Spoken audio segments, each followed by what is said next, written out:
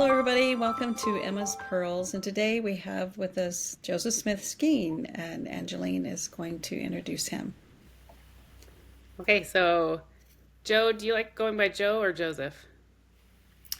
Um, Most people called me just Joe, but in all my books I always put my full name.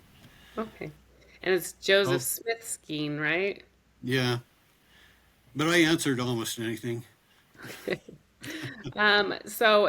So Joe is the fourth great grandson of Hyrum Smith.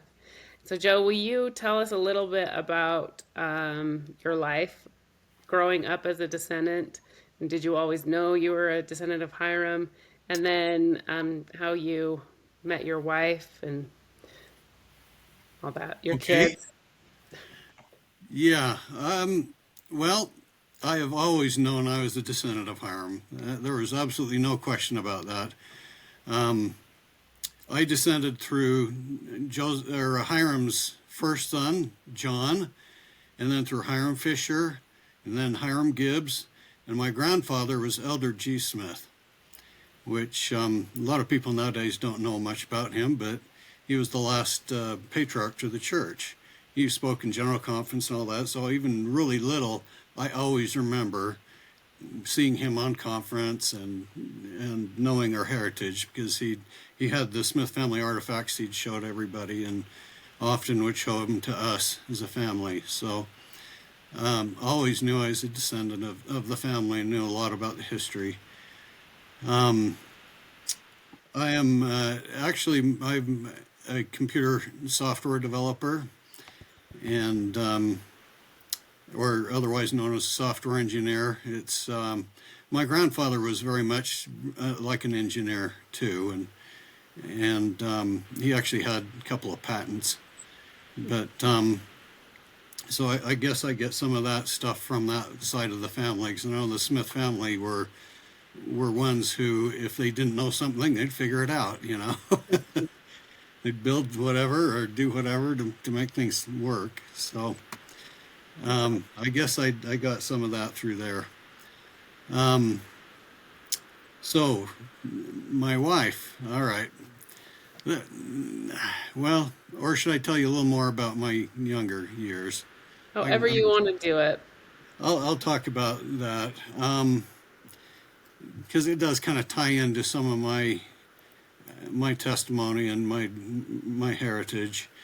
When I was young in grade school, um, I always knew about Joseph Smith. I always knew he was a prophet. In fact, I got a picture of him right here. But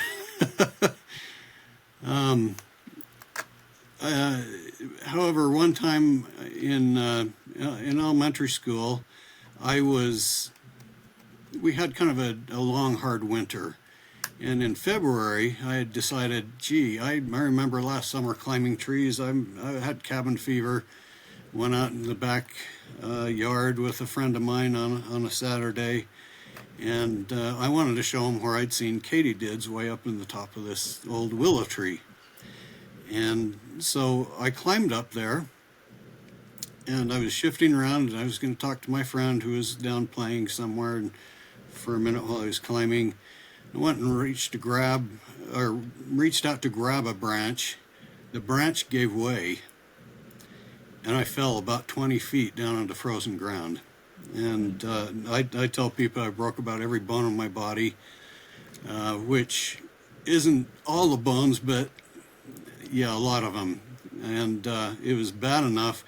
I landed on my, I landed on my front and bounced and ended up on my back, hit bad enough that blood came out of this ear.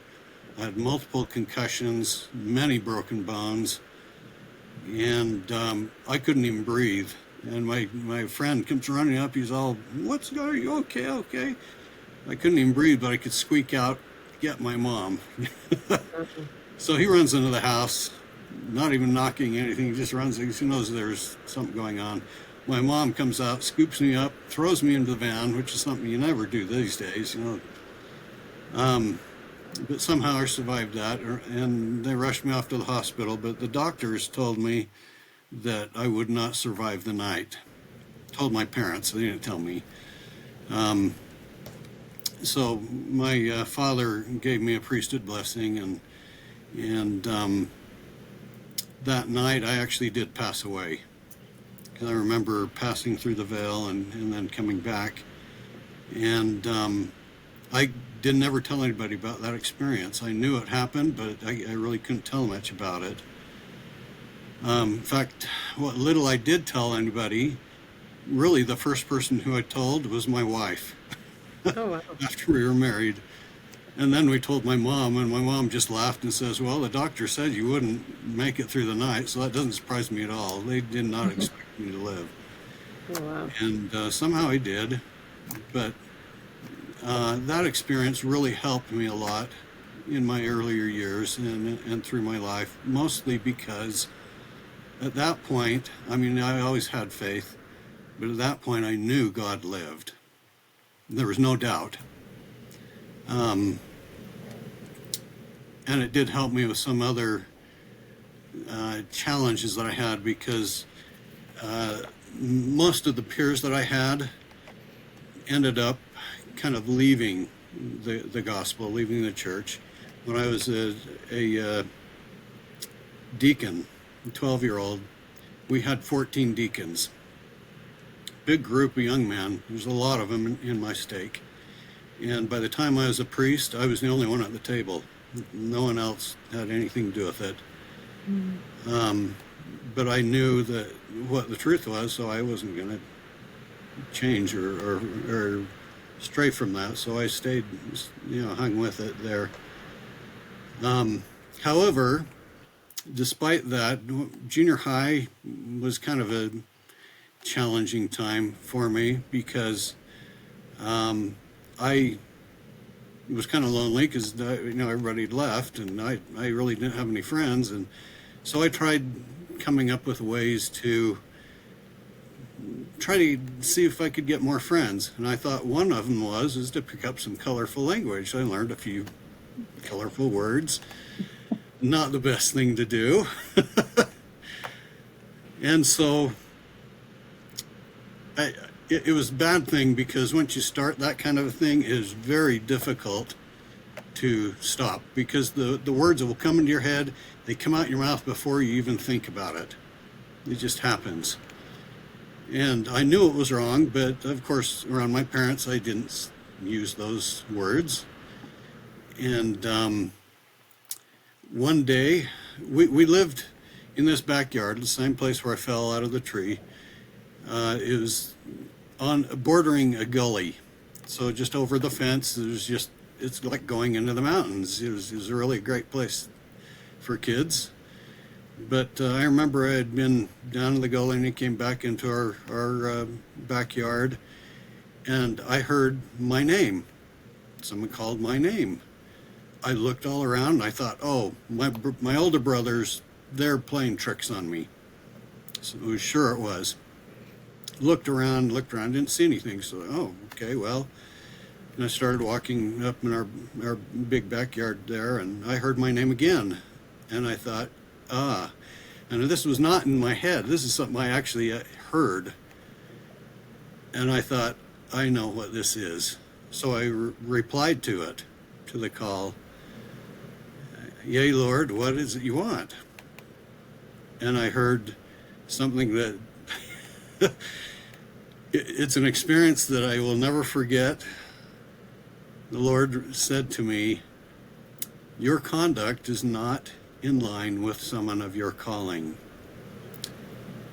And the thing is that at that point, during this process, I felt the Spirit so strong, and the love of the Savior, which is more than I'd ever felt of anything like that before. His love is just immense, and it's eternal. But at the same time, at the exact same time I'm feeling that, I also feel this very strong disappointment.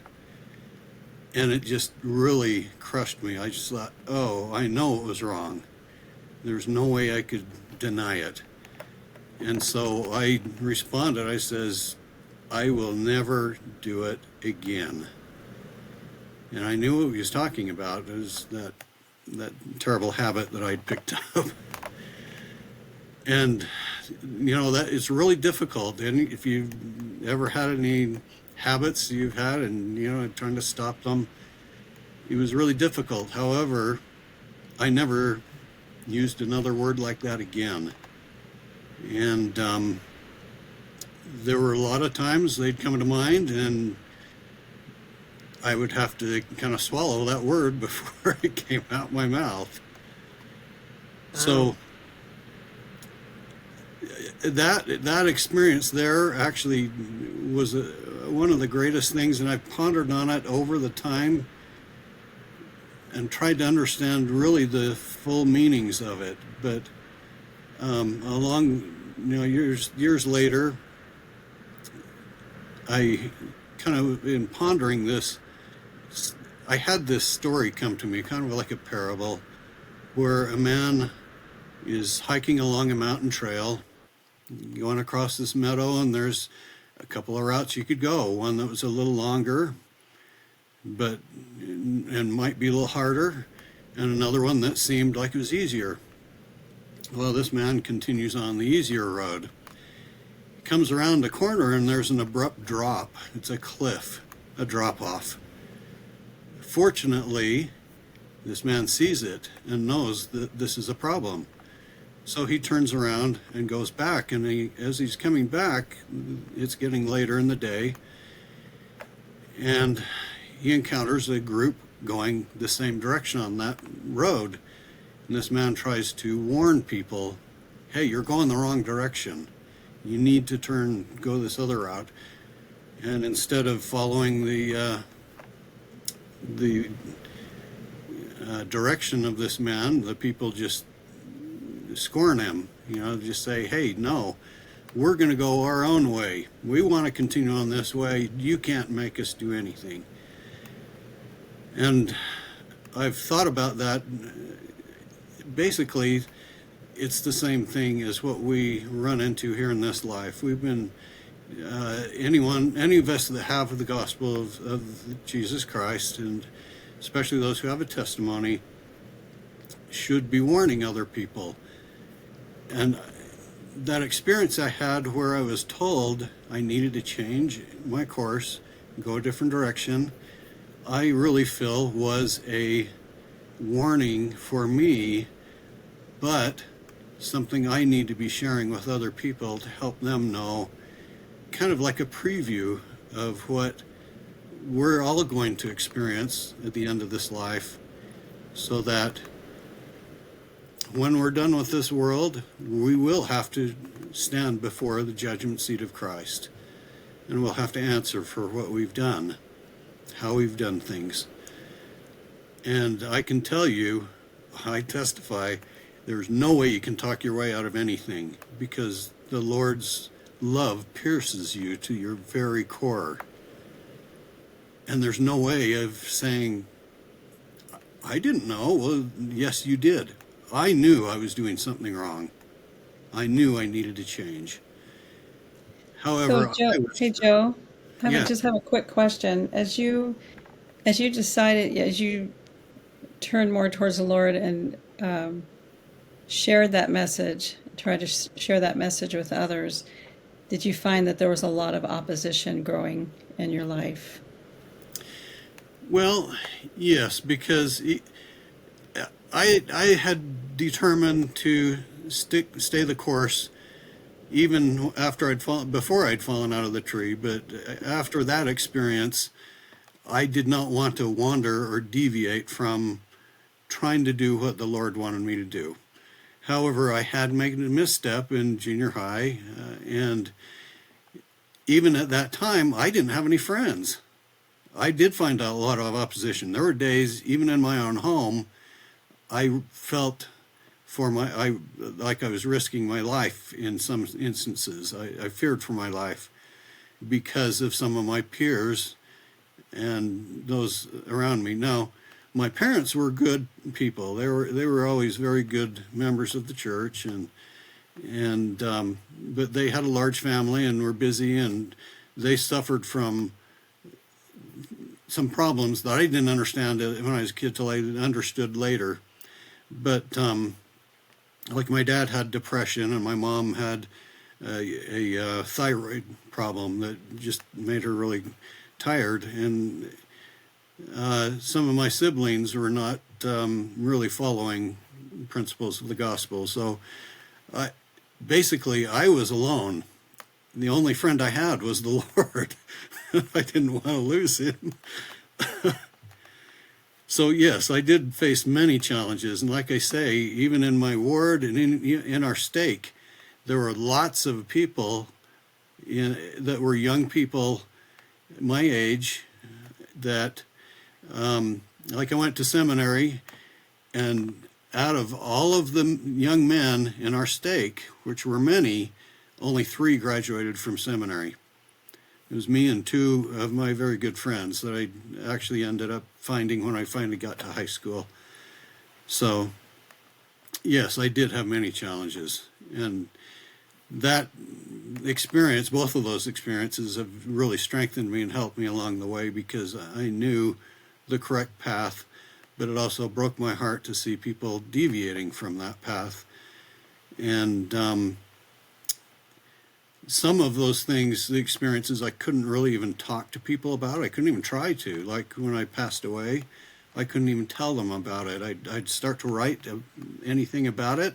I couldn't get past the first word or two writing, or even talking. I'd just stumble over words, and I couldn't even get them out. So anyway, yeah. I ask you a quick question then about that experience that you had after you had fallen out of the tree. Was it more of a feeling, or were there things that happened? Because there's a lot of people that have near-death experiences, and I've always been intrigued by those stories. Is it something you can share, or is it just a feeling, or? No, I mean, here's the thing is, afterwards, I also tried reading lots of books and things about some of those near-death experiences. There was a book when I was young called Life After Life, and I read that one, and most of them where it involves a young child, often they're very simple experiences. Some of the adults have more elaborate ones, but the Lord does not always give everybody a full picture of what it is like on the other side. Okay? Particularly with younger kids, I've heard of some that had these wonderful, just marvelous experiences, but they aren't necessarily experiences of exactly how things are, because I think what their purpose was to help boost the faith of those around them when they came back. Trying to help them know that, yes, things are beautiful, they're joyous on the other side. However, most young kids, their experiences were very simple. And I remember coming out of my body, seeing myself across the room in the hospital room, and going through the veil and coming back and coming in, but nothing, I don't remember anything on the other side. And that bothered me a lot for many years. However, I've come to the conclusion that, especially with all the others that I've seen of young children, is when you're young, you have not really proven your faith yet. And if you knew everything, well, how much faith do you have? How much growth would you get? So I think my experience, those things were withheld because I needed to prove my faith. I needed to grow. And there were times that in difficult times, I would reflect and I'd go, yes, I know God lives. I know there's life after life. Those were absolutes. I knew them.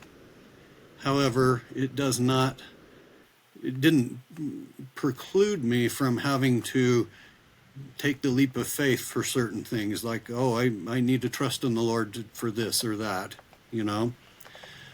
Um, and of course, everybody is still growing. We still have to learn, to live by faith. So I think that was the reason why I had it. However, it did solidify my testimony that even though everybody around me, all of my peers in the ward and stake and area that I was in, most of them turned to drugs and other things during that time. And I was more or less just left alone. I had to go for it alone, which as a teenager or even younger, that's very difficult when you have no peers. So I kind of had this feeling that maybe I'd been given those experiences to help people later on. And in fact, it did happen that came about, my ability to be able to share that, which is another story I can tell here in a minute. I'll tell you how I met my wife first, because the experience happened after we got married. So when I came back from my mission, in fact, I went on my mission, and it seemed like every other companion I had was a problem companion. When I was very young, I kind of had a bad temper, but after I fell out of the tree and some of these other experiences, I learned that that's not what I wanted to be. So I didn't have much of a temper. And I think the mission president decided that, gee, I've got a problem missionary, he can help them. So every other missionary companion I had was a problem missionary companion. And then he'd give me a good one so I didn't get too burned out, and then I'd have trouble. But so I had one companion who was one of the good ones, but he said something one time. He says, "Elder, what if we wake up tomorrow and we find out none of this is true?" And I tried to tell him, but there again, I just stumbled on it, and I just said, "Elder, all I can do is tell you it is true. There is no doubt. Don't worry. Let's move forward." And not like he was losing his faith. He just had thought that, and he ended up being a really good missionary. But so, at any rate, so I get back from my mission, and I joined the choir at the University of Utah, and it was the Institute Choir. And I saw this girl that was down there. Oh, she looks cute, and I wonder if she has a boyfriend. And so I kind of just watched people because I didn't want to put my nose in something I shouldn't. And that was in like September. We're getting here closer to Christmas, late November. And a friend of mine says, "Hey, do you want a double date with me? I've got a blind date that I can line you up with." He was actually dating my wife at the time. And so I said, "Well, okay." We went on this blind date, and the blind date I had almost never talked to me. She just kind of sat there, and we went to this guy's house, and he was doing where he sit there and watching the BYU football game and a bowl game, which wasn't the greatest thing, but he had his TV didn't get very good reception, so he spent the whole time sitting in front of the TV playing with the antenna. Well, I sat back behind there talking with my now wife, and my date, it was a blind date, I didn't have any connection with. She just kind of sat there and watched the TV stuff going on. And I just thought, well, I kind of like her. But I knew she was dating him, so we got through that, and I just kind of didn't do much of anything. And later on, late December now, I was starting to think about New Year's Eve, thinking, well, okay, maybe I'll ask somebody out for New Year's Eve. And I kept thinking about my wife, Paula. And one Sunday, the thought just kept coming back to me, and I kept saying, no, that's this other guy's girlfriend. I'm not going to talk to her. And I was sitting there in church, and all of a sudden I get this almost like spiritual 2x4 smacking me on the head, saying, no, you're going to call her now. And I stood up, went into the hallway. There was those phones on the wall, and I called her and asked her out, and she accepted. And a few days later, my friend that was dating her calls me up, says, hey, you want to do something on New Year's Eve? And I said, well, I've already got plans. Oh, really? Who you going with? And I said, well, I asked Paula. Oh, well, I hope you have better luck than I did. It turns out I found out she was going along with him, okay, but she wasn't really that attracted to him, didn't like him that much. He was a nice guy and all. It's just, she just didn't really want to pursue that. And so we went out on New Year's Eve. And of course, New Year's Eve, you start early, you go through midnight.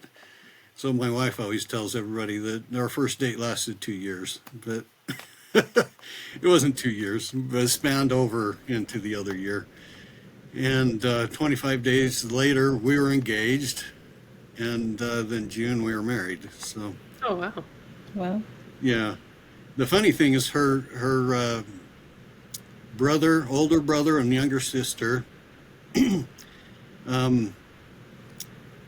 she met her sister, met her husband after our first date, and got married before us. Oh, wow. And her brother met his wife before our first date and got married after all of us, and we all got married in the same year. Oh, So- wow. Wow. Yeah, my in-laws kind of had a financial shock, but it was really a good thing. Yeah, That is really awesome. yeah.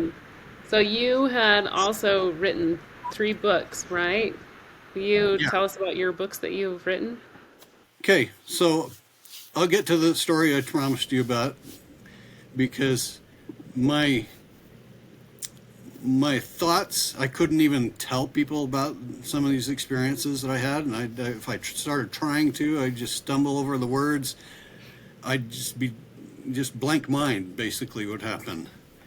And so my mother-in-law was just this wonderful lady, but the 3 oldest kids, we all got married the same year. And we all got married in the temple, and really have kept close all along. But one year, I believe it was July 4th, my mother-in-law was at home. She'd gotten up, she was doing things for her family, and all of a sudden she collapsed. And we got this call saying, well, she's in the hospital now. So we all run down to the hospital. And we see all of my wife's siblings. She's a big family. And all of the youngest ones kind of drifted away from the church. Didn't really have much of anything to do with it anymore. And we saw them sitting there in the waiting room. And we were told by the doctor that my mother-in-law was not going to last very long. She was going to pass away very soon. And so we were sitting in there, and I'm looking at all the faces of these really sad. They're just torn apart by this. And yes, my wife and I and the older siblings that kind of kept close to the church, we weren't as worried. Yes, we would miss her tremendously, and we still do. But we knew she was, she was just a saintly woman, wonderful lady. And we knew she was going to be in a good place. She would be all right, and we'd see her again. So we were not as concerned. We're sad, but not as concerned. And I saw their faces, and all of a sudden, here's another spiritual 2x4, or maybe a load of bricks on this one, because all of a sudden I just get this smashing feeling in my head, just like, oh, it's time to write. And I could not believe it. And from that time forward, the words just flowed. I couldn't stop writing. Previously, one of my wife's siblings was actually in the hospital. We weren't sure if he was going to make it. And so I tried writing it before, and I couldn't even get past that first word again. And this is not that long after that. All of a sudden, I could not stop writing. And so I would write down just as much as whatever was being fed to me in my mind. And one night also, I was awakened in the middle of the night. I was very tired, but I was awakened, and the Spirit was telling me, here's some topics I want you to write. And I thought, oh, well, that's nice, Lord, but I'm really tired. I'll write them down in the morning, okay? No, you need to write it. Oh, please, I'm tired. Please, just let me sleep. I'll feel better in the morning. I'll do it. No, you're writing it now. So I get up, fumble around, try to find paper and pencil, and I'd scratch paper, and I just scribbled down the stuff that was fed to me, and went back to bed. As soon as my head hit the pillow, I was out. I was asleep. Woke up in the morning, and even though it looks like chicken scratch, I could actually read it. And this is not the only time this kind of thing has happened to me since either. So I try to keep some paper close by in case. But so that's when I started working on my first book. You're muted, Kim. Pardon? Oh, sorry. No, I was just going to say, I was going to ask you about your writing process, and you just answered that question, but I just wanted to say I've had this similar experiences. I write books as well, and I always question, why are those messages always like 3 o'clock in the morning? It's like 3 to 5 a.m. There's this window. You know, that's a good question, but if you think about it, the Lord's got a captive audience there. You're not distracted by anything. Right. So there have been times that I've been awakened in the middle of the night like that, and I can't go back to sleep. And they're not necessarily, sometimes it's not writing things down, but sometimes the Spirit's just telling me things Yeah. that maybe will help me in the future, or explaining something I've had questions about, or things like that. So I've heard some people say that's the time that things are quiet, not as many distractions, and maybe that's why the inspiration can come that time. So anyway, so I started writing, and that turned out to be my first book. I was writing all this stuff, and I had my brother and my sister-in-law proofread it for me, and they kept saying, oh, well, you'd ought to add some more experiences to it. And I said, well, I was given very specific, this particular one, in fact, it's called Testimony. In fact, you can see it there. This one, I had very specific topics that were given to me at night. And I said, nope, I'm not going to write those, because I've got to fill these topics. And some of those other things have kind of come out in other books, and I'm sure there will be other books. I'll come with more experiences.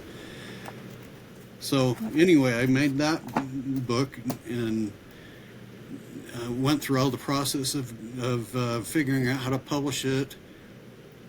Got the manuscript already, did a proof copy, looked at it, got a few copies. In fact, I took this, printed up, I think, like 70 copies and gave them to lots of my relatives,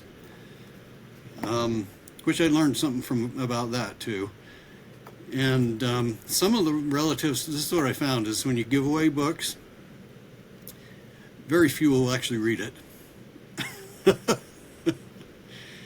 Because I don't know, maybe they don't have an invested interest in it or something. You know, they haven't really decided they wanted to read it. Some do, but of those 70 books I first gave away, I would guess less than a handful actually read it. Wow. Some of them I really wish they would read it, because some of the things in here were things that actually helped them. Because the title of this is Testimony, How to Find Peace and Strength in a Troubled World. And I talk about different topics of how we can strengthen ourselves. And the world is in turmoil right now. It's just gone crazy. We need to focus on what is right and what we should be doing. We all came here to this earth with the exact same goal, to return to our Heavenly Father. Everyone did. Everybody born on this earth. And after we're born, we're affected by influences from other people, and particularly our peers, our parents, culture, whatever. And if we lose focus, we kind of get lost. It's kind of like the mists of darkness that Lehi talked about. Mm-hmm. And so the whole idea with this book is trying to help kind of give that focus back. This is how you have that peace and strength that you can overcome things. So in fact, you emphasize in that book the importance of knowing who you are and why you're here. And that's something I cover a lot too. And I think that message gets lost, in worldly cares and diversions. Right. Expound on that just a little bit, and tell us how that can help balance your spiritual life. So focus is really the most important thing, is focusing on what we're here for on this earth. So I don't know if you've ever heard of the book called Atomic Habits. You've heard of that, Angeline? Yeah. Great book. It's a very good book. Yeah. Yes. In fact, with the experience I had, kind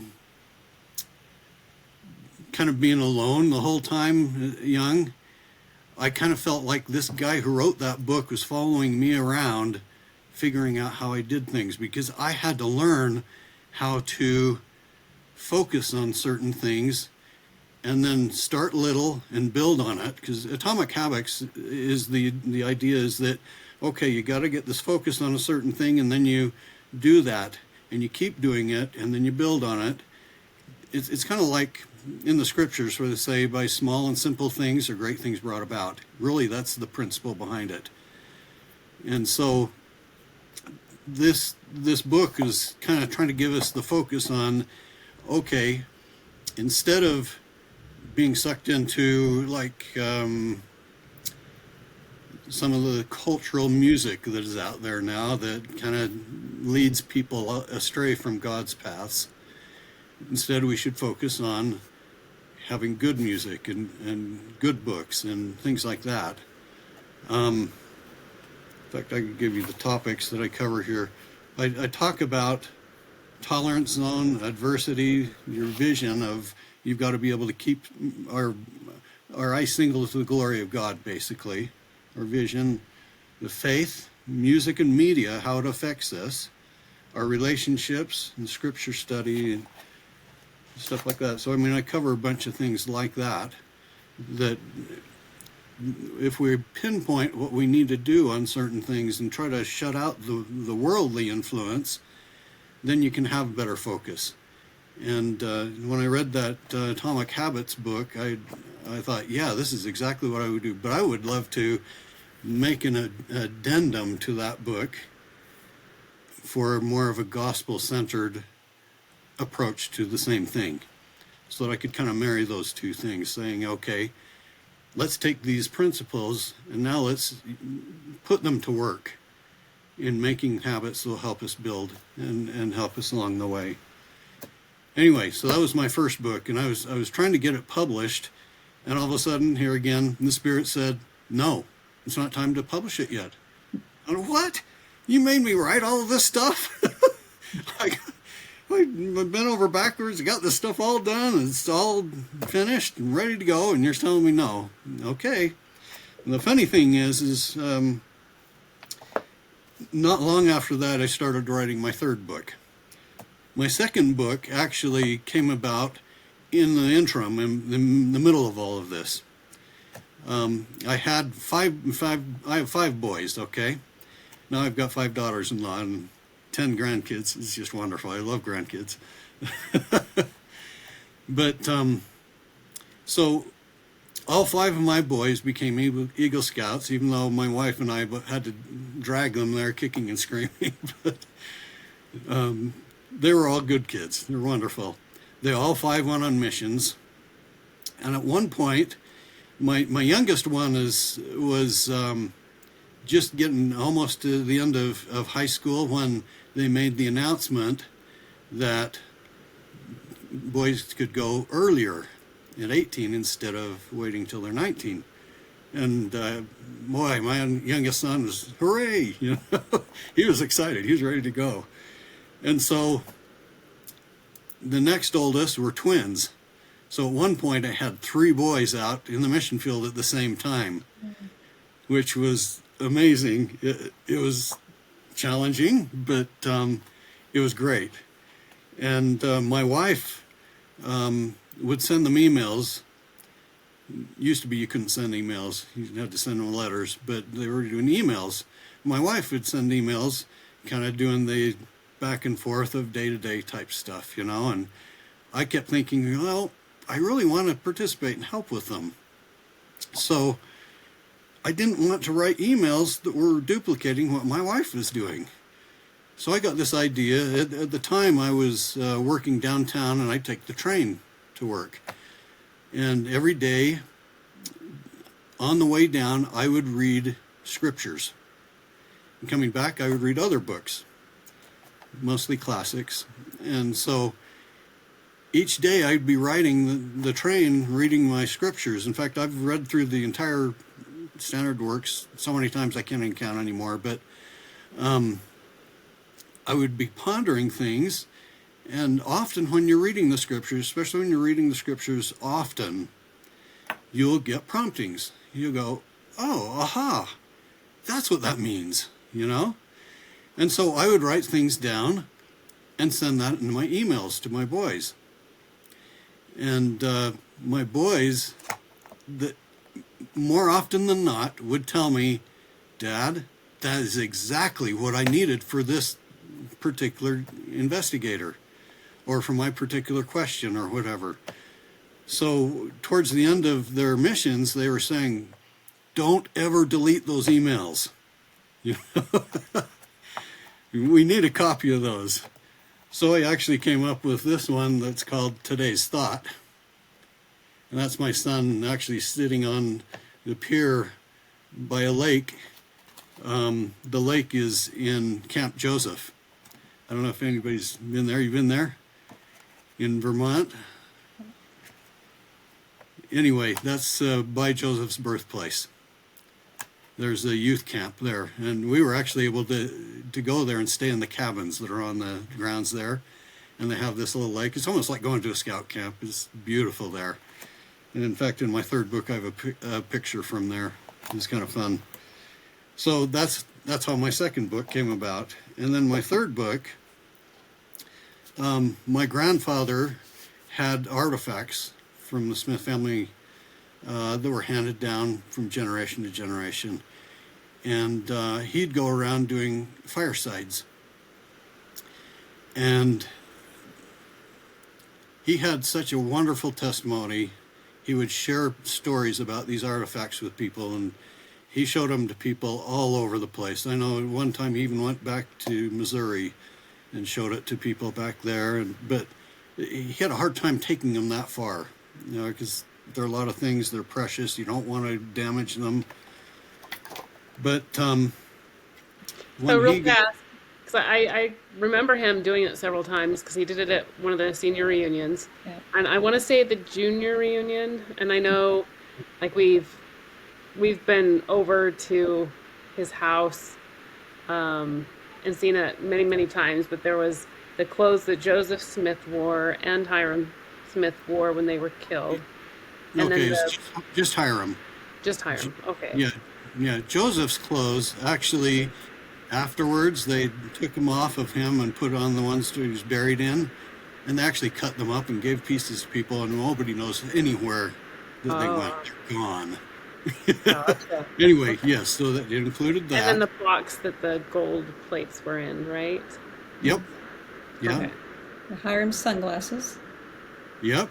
Yeah. Oh You yeah. guys have seen some of those, yes. So Yeah, I'm trying And to remember because it's been I've got pictures of us looking at them, but I can't quite remember all of yeah, them. So you'll have to tell us all of the artifacts that he yeah. would show. I've covered all of those. In fact, in my book, I gathered all that stuff. I gave a copy to your dad, and if you haven't seen it, you should go look at it. I haven't. I Go haven't. take it from him.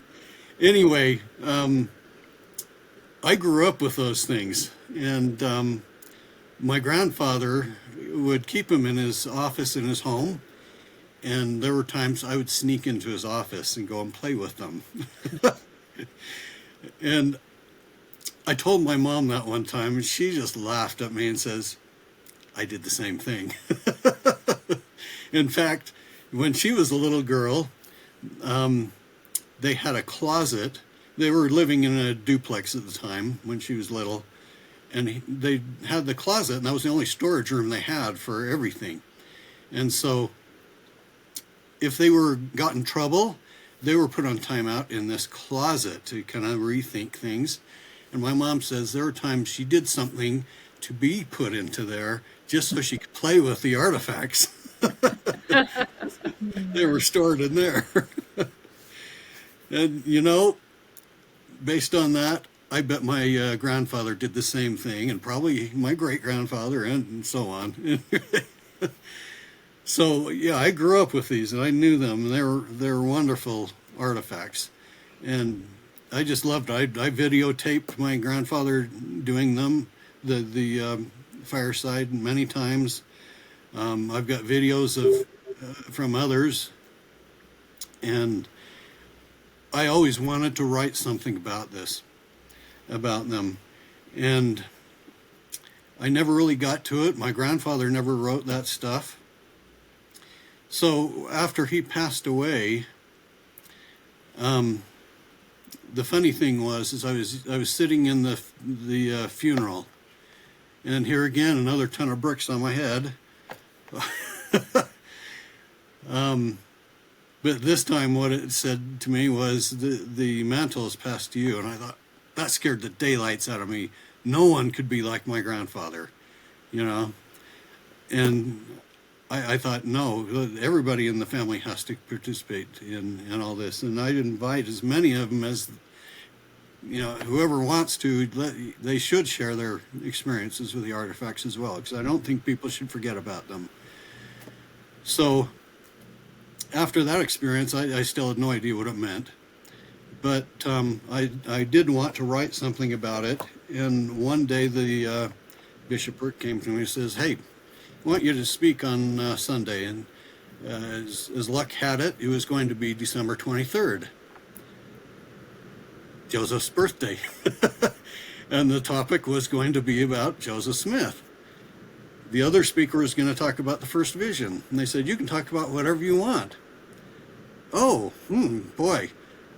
I have loved the topic of Joseph Smith for all my life. In fact, on my mission, I about wore out the tapes from Truman G. Madsen on Prophet Joseph Smith. Finally got a digital copy now, but the other one, the tapes were just fading. I just wore them out. They were wonderful.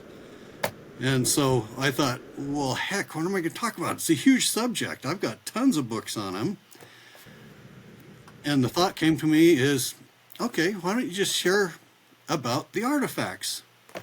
Tell people about the artifacts. I didn't have them to show anymore. They were all donated to the church after my grandfather died. So most of them are on display, not all of them. But we don't have access to them anymore, but I did have lots of pictures. So I did this talk, and I realized that I was preparing it, is I was really starting the book. And from there again, the Lord just kept feeding me more, and then the pandemic hit and made it slow down. But over the years, it took me about 6 years to put this book together. A lot of research. After my grandfather died, a lot of people were saying, "Oh, trying to divvy up stuff my grandfather had," and unfortunately, I didn't get to this meeting until late, and so I picked up a few things. There were just tender memories of my grandfather, and my wife says, "Oh, well, I need another filing cabinet." And there was this filing cabinet there. And okay, well, we'll take this one. Nobody was interested in it. We open it up and find out that all of my grandfather's notes for all of his conference talks are in there. There's all kinds of stuff in there. We just went, wow. So I had access to that, and nobody was interested in his books. I ended up with almost all of his books. Oh, wow. I found notes. It's really funny because I pick up some of these books that I've had and I'm familiar with, and I go and look in there, and here's my grandfather's notes. Sometimes he would scribble stuff in the margin. Sometimes he'd scratch things out and say, "No, this is what it really is," which was funny. Because he was general authority. He knew a lot. He was a wonderful man. So I ended up with all of these resources, and the timing was just right. So I thought, wow, okay, well, I'm going to draw on all of this. I had one of my sons transcribe my grandfather's firesides that we had recorded, and went through all of this stuff just meticulously, because I didn't just take his stuff and dump it into a book. I loved it, but putting it into the book, I wanted to put it into a little different format so that it was more organized for a book. And people could just go in and kind of follow it more like a story, as well as have the artifacts in there. So I designed it a little bit differently. And in the process, I meticulously went through everything my grandfather had. I couldn't find any of his notes because I'd see him have this little piece of paper and with his notes on it, and I could never find his paper with an outline. So I took what he had, and then instead of just taking it at face value, I dug in to find the most primary document source that I could find to validate exactly each one of the stories. And in the process, I found a bunch more they put in the book. So I've got lots of extensive things in. And the Joseph Smith papers, oh, what a wonderful resource. I spent so much time on there and dug into so many things in there. It's a wonderful place. Yeah. I wish I had a copy of every document they had, but I guess I do online. Yeah. So, That's awesome. yeah, that's how I got that book. And it even, this is what it looks like if you haven't seen it. That does look familiar. Yeah. Yeah. I got one at the reunion last year, and you signed it for me. So, Oh, good. yeah. Yeah, we did a lot of books that time, and I've wanted to get them to as many people as I can, but it's kind of been slow since the reunion.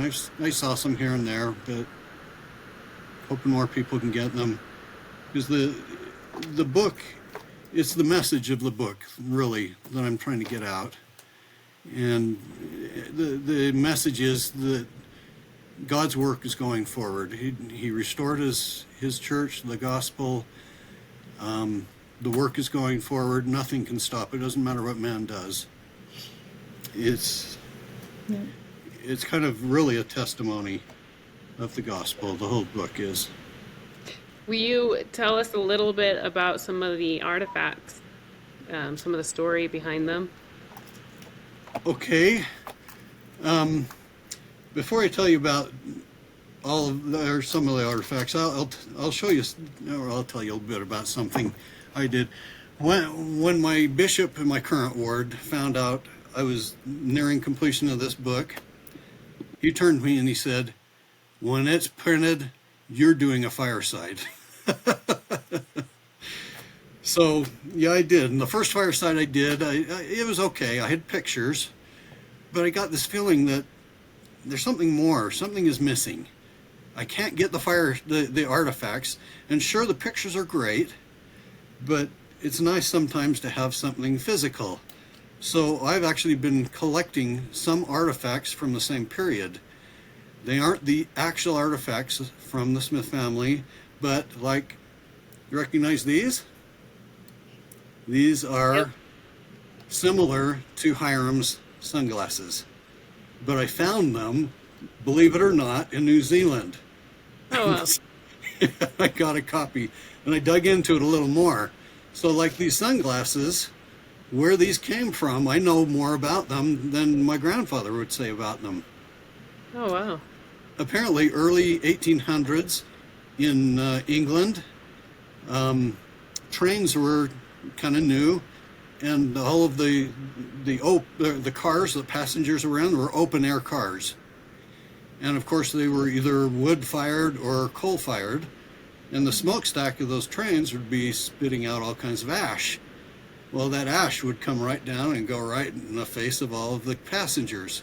So somebody back in England actually came up with these. They have these side things they could pull out, and they'd put on their face, and they would block the ashes. They were actually called rail glasses at the time. Oh, wow. Ah, So they started there, and they kind of caught on, and people in America started to see some people with it, and opticians here in America started making them like that. And in fact, Hyrum's were prescription ground for his prescription, and that's where his were. These actually, in America, they didn't always have them on a train, but they also discovered, well, this is another reason they had these, is if they needed it really dark, they could flap those in, and they could look at them. Oh, wow. But anyway, so that's where that came from, and then I got my own. I found these are actually 1800s spectacles. And my grandfather would actually use these other ones to tell them about the Urim and Thummim, and the description from Lucy Mack Smith and her writings.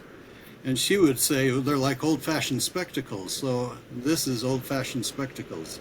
They just had kind of straight line over the ear. But the Urim and Thummim was glass, and then they had like triangular jewels, like, well, Lucy Mack called them diamonds. That's the best way she could say it. But they were triangular. And one was pointing up, the other was pointing down. Oh, wow.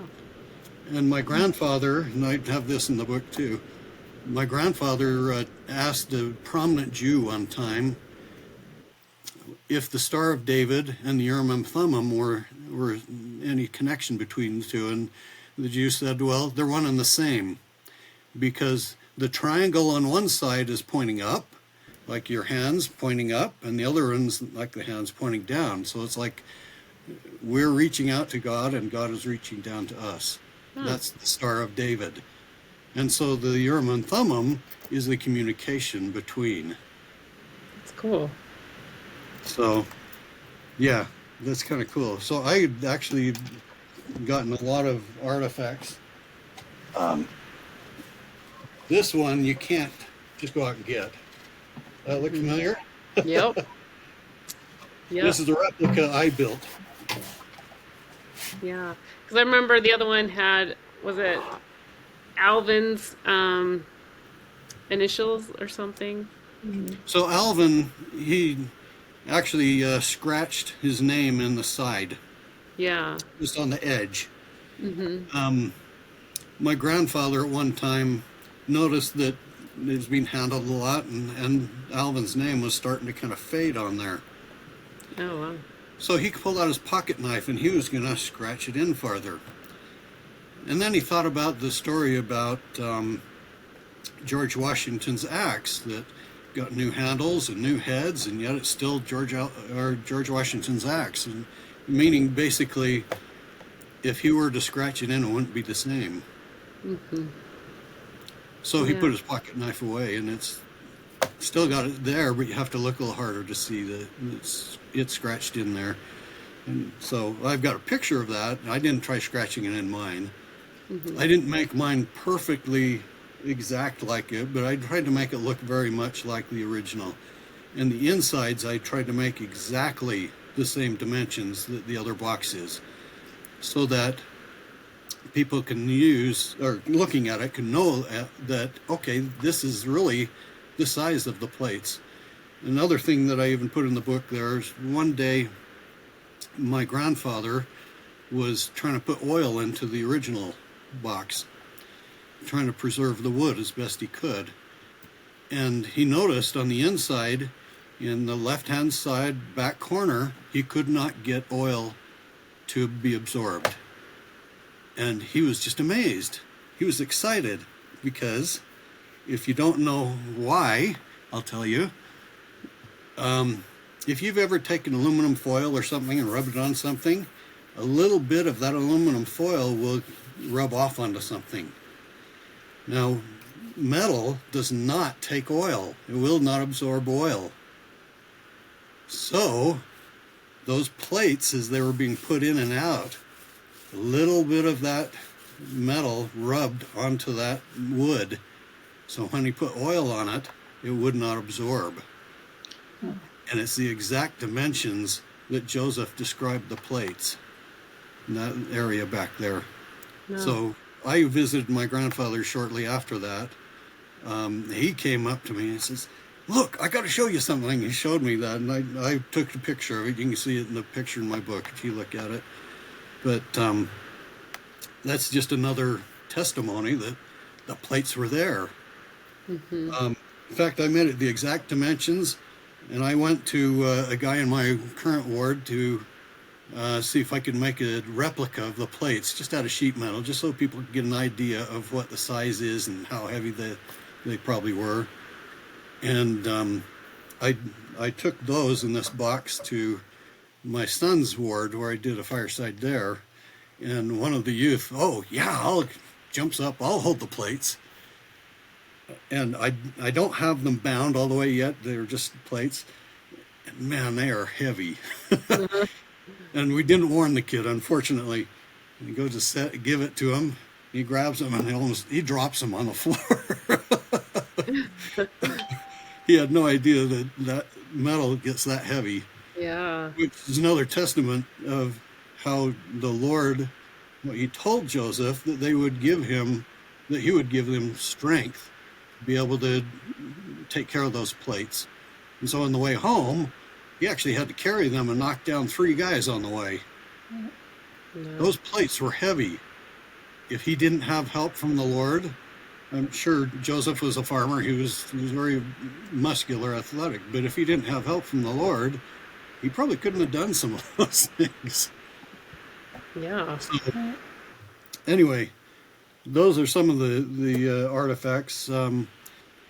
The clothing that Hyrum had when he was martyred. Some of the articles are on display. Some of them are not. His shirt is not. I'm not sure exactly why, but we're expecting somebody just said, "Oh, it has blood on it. We don't want to show that." Never bothered me when I was a kid, and most of the people that I've seen, Yeah. it's never I think bothered it me. added to the story. Yeah. But it did add to the story, and it did show all of the clothing is handmade back then. Everything was hand sewn. And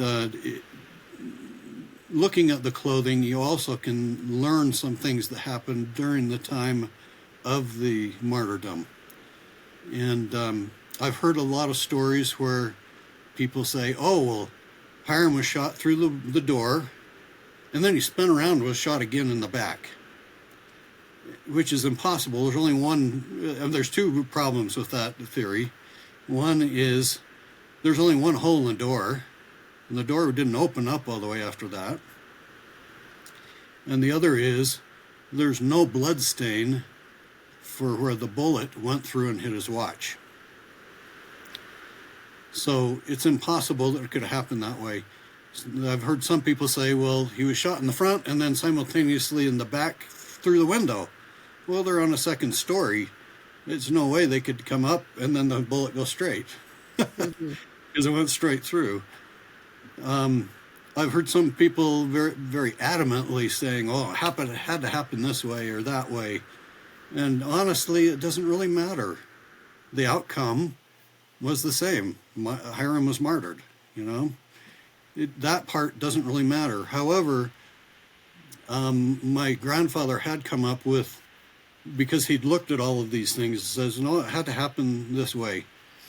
And that explanation actually explains how John Taylor and Willard Richards survived.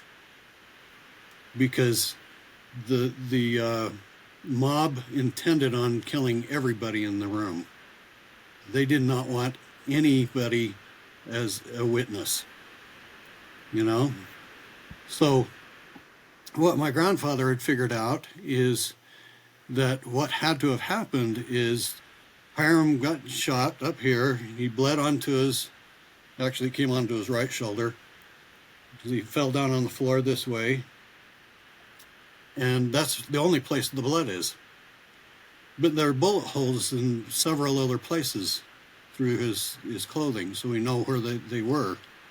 So he had to have fallen down like that onto his right side, and then the blood got onto there.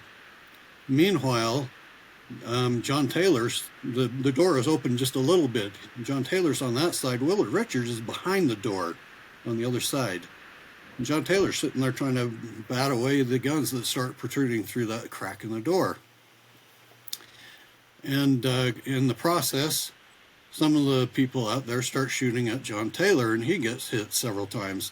He crawls down underneath the bed that's over on the side, and he's trying to save his life. Joseph sees all of this happening. He pulls out his gun, tries firing it. 3 of the rounds don't even fire. He drops the gun calmly, and he knows that if he doesn't get out, there's no hope of anyone surviving. So he climbs up on the windowsill, jumps out. And of course, he's shot from both sides at the time, and they shoot him again at the well there. They propped him up and shot him more. But once Joseph had jumped out the window, the mobsters up at the top of the stairs, they run down because they want in on the action. And then they'll come back to finish up their task up there. So they run down there. Joseph is propped up, shot several times more. There's a price on his head. And I found this account too from somebody who was actually just traveling through Carthage at the time. There's a guy that pulls out this big Bowie knife. He's going to take Joseph's head for the reward for his head. And he brings the knife up to do it, and there's a flash of lightning, and this guy falls down. And kind of gets a little more somber. So the group starts saying, okay, well, we're going to go upstairs and finish up the job up there. But meanwhile, Willard Richards opens the door all the way, carries John Taylor over into the cell room, tries to hide him under a straw mattress. And here's Willard Richards. I think he expected to not live because he was trying to save John Taylor's life to tell the story. And but he stays in that room because the mob starts coming upstairs now. They see the door open and Hyrum's laying on the floor. They don't know he's dead yet. They shoot him some more times, and so that's why we know some bullets came at a different angle and hit his clothes. But there's no blood stains. He was already dead. So after shooting several times, they go, oh, he's not moving. They walk in and find there's nobody in there. So they kick Hyrum over onto his stomach all the way and shoot him one more time in his back, and that's where hit the watch, which I've actually got a watch that's similar to Hyrum's. And some people don't know what pocket watches are like or what they're used for. So I got this to kind of show them. If you were to hit this with a bullet and it's loose in your pocket of a vest, it would not have very much damage in there. It would still damage it. But if you look at the damage of the watch he had, it severely crushed it. And so the only thing we can think is it was against the floor and he was shot straight through in the back. Now, in the meantime, during all of these activities going on, Samuel had heard that his brothers were in trouble. He was back in Nauvoo still.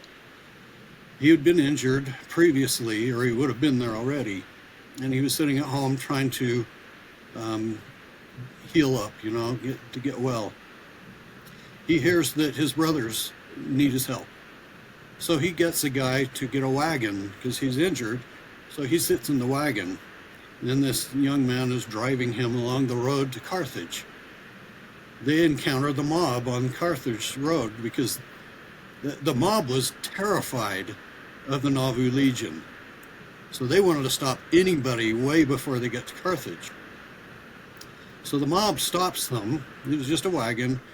And they recognize Samuel and say, "Hey, you're a Smith boy."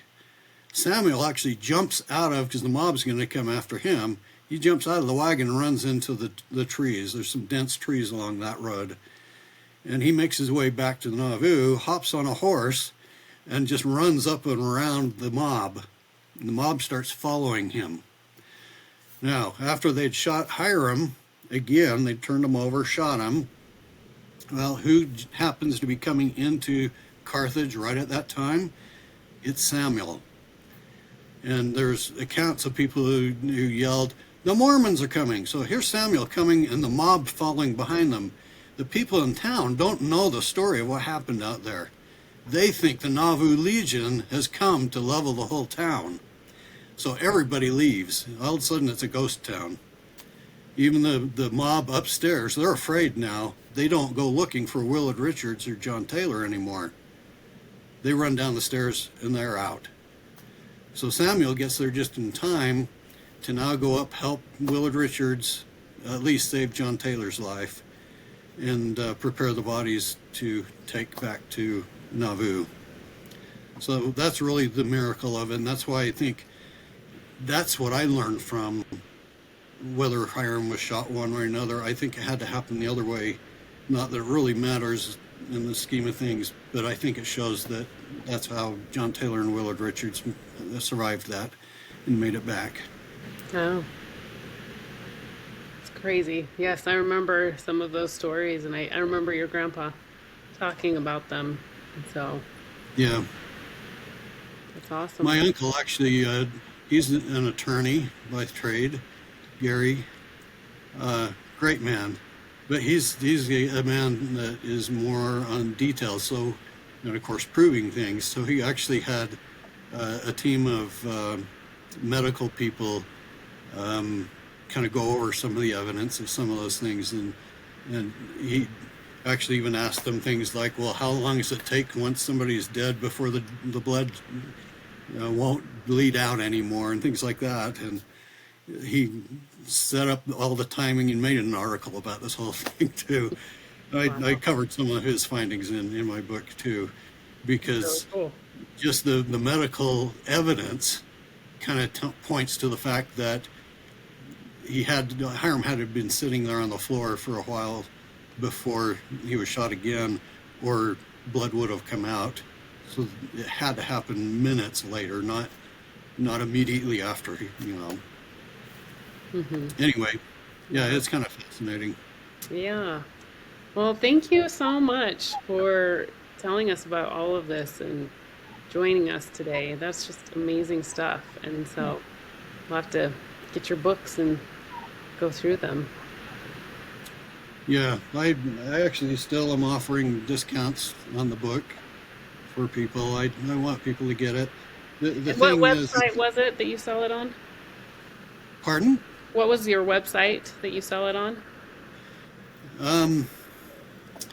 It is, actually it's on the back of the book, www.sstechnologies.net/ Smith family artifacts. It's right there if you can see it. Probably can't. Awesome. Okay. Anyway, this barcode takes you to it too. It's on the back of the book. Great.